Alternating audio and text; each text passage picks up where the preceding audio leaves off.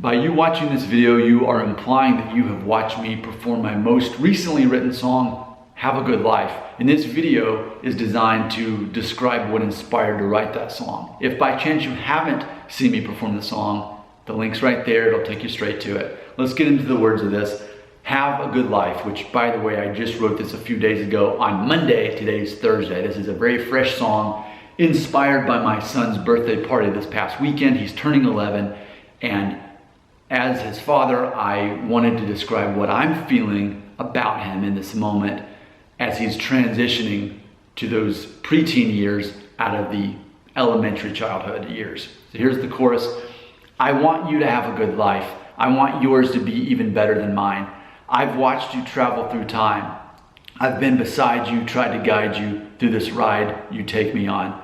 Have a good life, even better than mine. Something you'll hear a lot of parents say as far as what they want for their children is they say, I just want them to have a better life than I did. Now granted, I've had a great life, so that's why I said, I want yours to be even better than mine.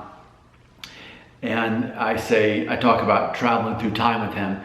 I have written a blog, Family Friendly Daddy blog, that I have started as soon as my wife and I found out we were having a baby. And on my blog, I have written at least one letter every single week of his life since we found out we were having a baby. And I've done the same thing for his sister. Again, Family Friendly Daddy blog, you'll see every Thursday, actually this morning even, you'll see that there is a new update, a picture and a story for what's going on. So it's been important for me to document as they've grown up. And that doesn't take the sting away anymore as far as the nostalgia of thinking, man, this kid's growing up. In fact, I've already written a song about my song called That Boy's Been Growing Up on Me. So this is, I guess, sort of a sequel to that.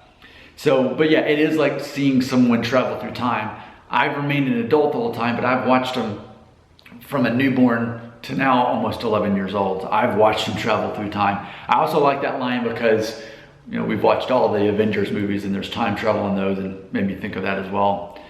So moving on to the first verse. I can always remember when I was your age, 30 years difference, though mostly the same. I've been where you are, it's really not that far. Every year of your life, I put myself in your place. So familiar, it's strange, though the backdrop has changed. I've been where you are, it's really not that far. So my son was born when I was 29 and a half, so roughly 30 years. I mean, really the school year is exactly 30 years difference. So whatever's going on. So like he's in 5th grade right now and it's 2021. Well, when I was in 5th grade, it was 1991. So it's funny to see even what he's into. Like he's starting to get into basketball now. Well, I started caring more about playing basketball when I was like, I'm seeing all these things that line up and remind me of that. And then the second verse, no one can love you the way that I can. I look at you and I see who I am. Half of you is me and will always be. When I move on to the life after this, remember my love for you all of these years. Half of you is me and will always be. So I feel that as a parent, something that's been very apparent to me is that I always want to provide a documentation for my son in his life and how I have narrated that for him and how I have cared for him. Because I remember what it's like being a kid. You can't necessarily appreciate what your parents do for you when you're a kid and their unconditional love that they have for you. You can't appreciate it, even if you're aware and you try, you can't because you're a kid.